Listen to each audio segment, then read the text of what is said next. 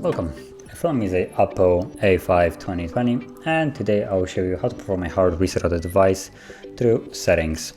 So to get started, you want to open up settings, go all the way down, you find additional settings right here, and scroll again down to backup and reset.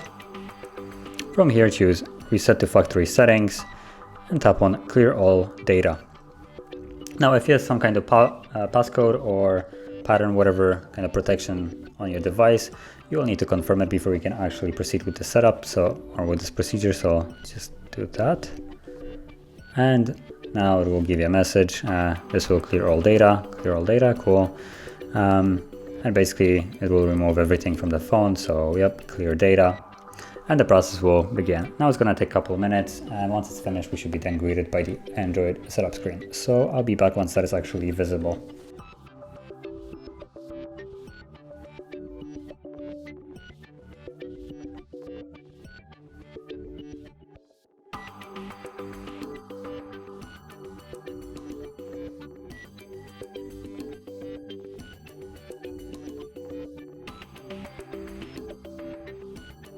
And as you can see, now the process is finished, and you can set up your device as however you like.